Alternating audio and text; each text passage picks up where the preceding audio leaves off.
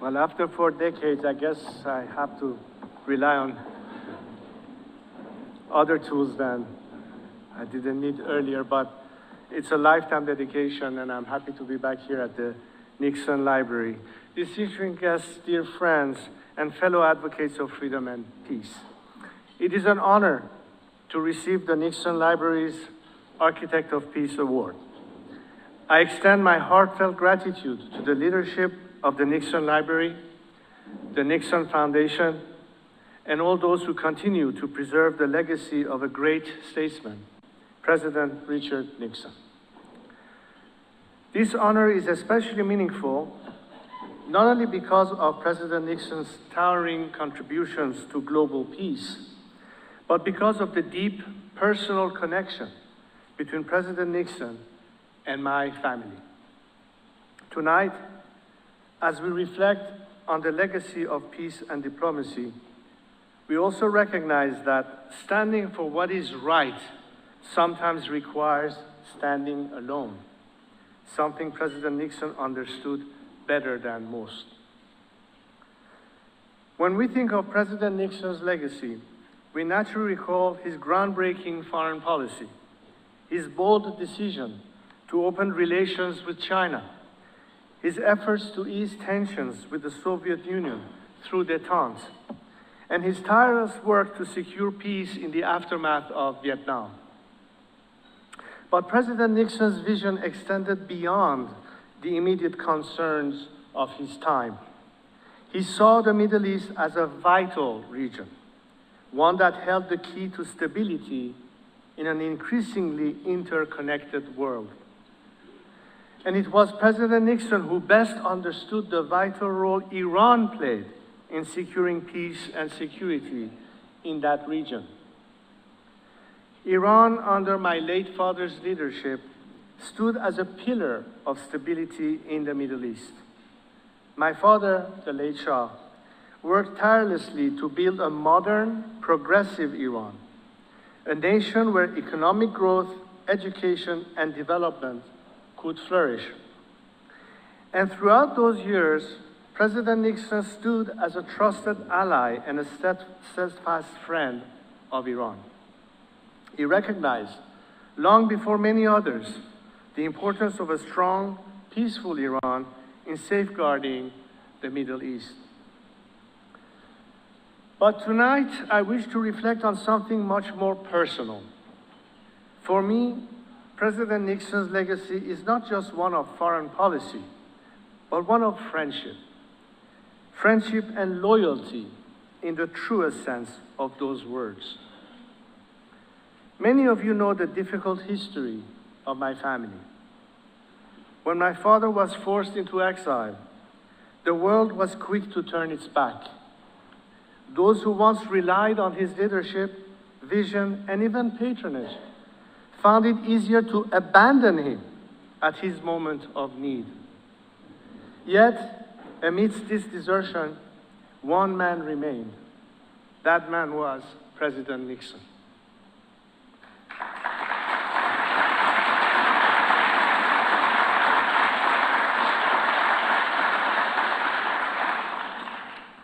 When my father passed away in 1980, President Nixon did not hesitate to travel to Egypt for his funeral.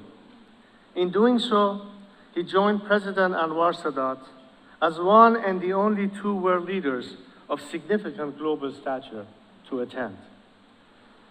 Despite the shifting political winds, despite the ease with which so many others had turned away, President Nixon chose to stand by his friend, and in doing so, he stood by the people of Iran. It was not a decision based on political expediency. It was a decision rooted in integrity and conviction. President Nixon knew what so many others chose to forget, that true friendship is not about convenience, not performatively, but instinctively. He knew that standing on the right side of history meant doing so even when it is not popular. Today, as I reflect on those difficult years, While I feel immense personal affection and appreciation for Presidents Sadat and Nixon, I feel no bitterness toward those other world leaders who abandoned my father and my nation. Indeed, I do not think much about them at all. For me, the greatest recognition does not come from the actions of world leaders or political figures. It comes from the people of Iran themselves.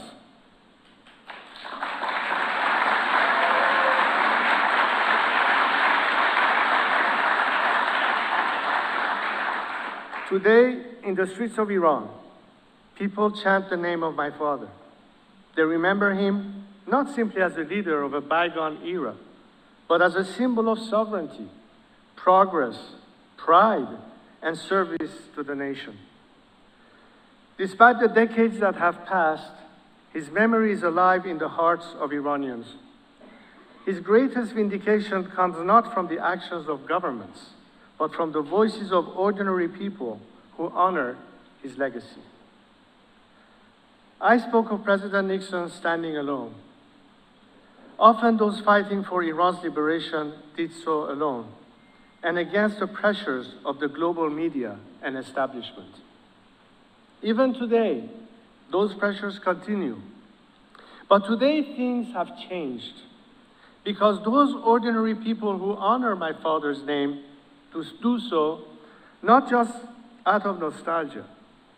Those ordinary people, millions of them across my country, are extraordinarily brave, because they are not just hoping for the better future my father believed they deserved. They are fighting for it.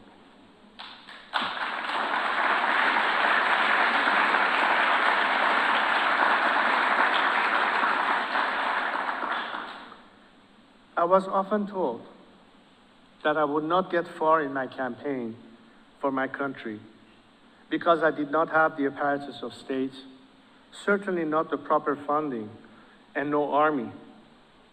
But now, I have such an army, my extraordinarily brave compatriots.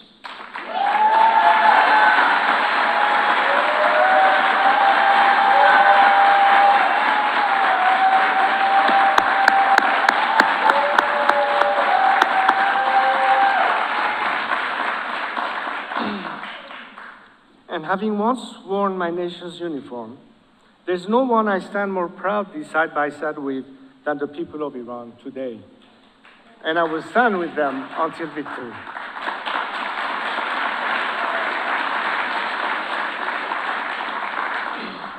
And so, as I accept this award tonight, I do so not just for myself.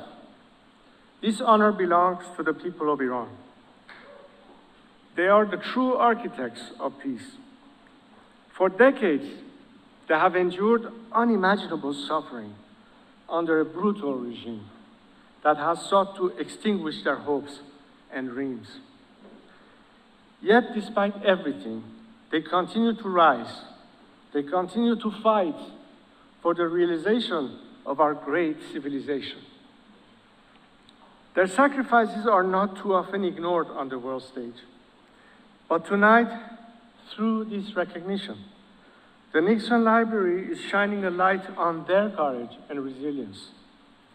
Just as President Nixon once stood with my father, the Nixon Library now stands with the Iranian people, choosing not to follow the easy or popular path, but to stand on the side of truth and justice.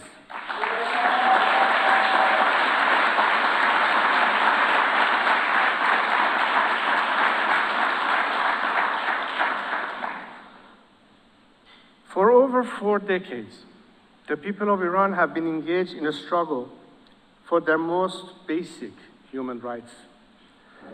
They have faced persecution, imprisonment, torture, and death, all for daring to demand what should be guaranteed to all: the right to live in peace, to express their beliefs freely, and to choose their leaders without fear. From the student movement of 1999 and the regime's deadly attack on the Tehran University students' dormitory, To the protests of 2009, where millions took to the streets in the name of freedom. To the freedom fighters of November 2019. To the brave youth of today, who risk everything by defying the regime's oppressive laws. These are the true architects of peace. Their struggle is not for power or for conquest. It is for the simple yet profound right to live in dignity. Yet we stand at a dangerous juncture. The winds of war are blowing across our region. But let us be clear, this is not the war of the Iranian people. This is the war of a dictator, Ali Khamenei, who thrives on division and conflict.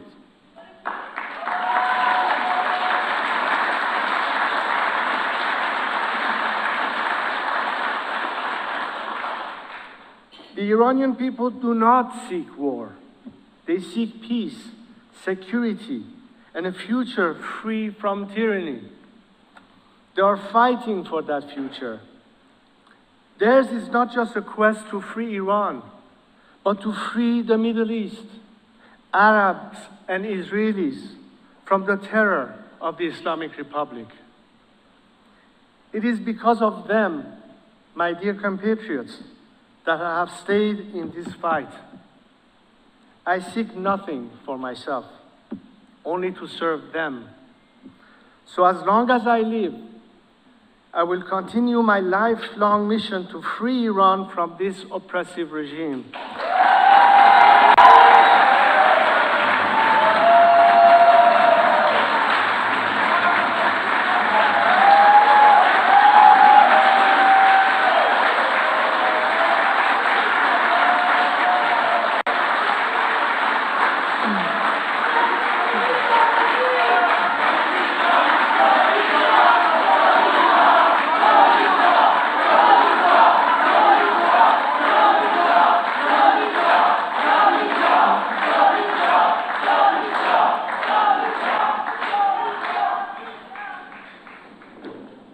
I will do everything in my power to ensure that the future of Iran is one of peace, democracy, and justice. We are on the cusp of change, and I remain committed to doing my duty to my country and my people.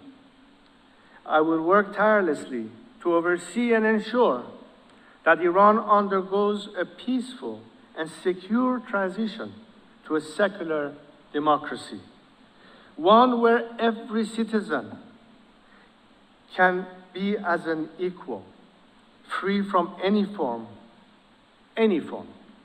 of discrimination.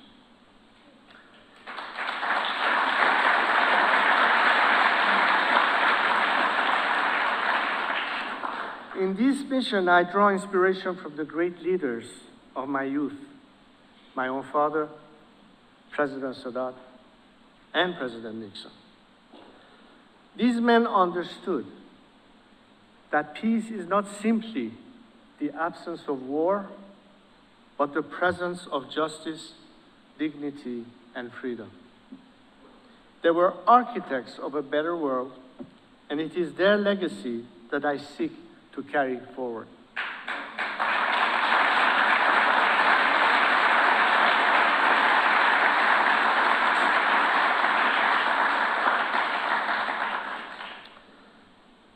President Nixon's vision for a peaceful and secure Middle East remains as relevant today as it was during his presidency. His boldness in pursuing peace, his willingness to challenge the status quo, and his unshakable belief in freedom continues to inspire me. As I accept this award, I do so with not hope, but belief that we are nearing the day when the Iranian people will once again take their rightful place in the world, a free, democratic, and peaceful Iran.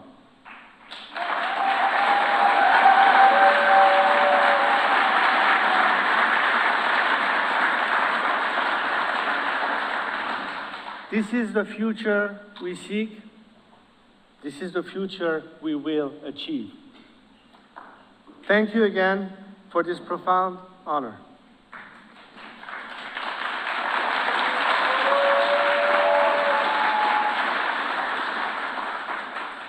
I accept it in memory of all those Iranians who have lost their lives in the battle to reclaim Iran. As President Nixon's epitaph says, the greatest honor history can bestow is the title of peacemaker. Tonight, you have honored the memories of my fallen compatriots.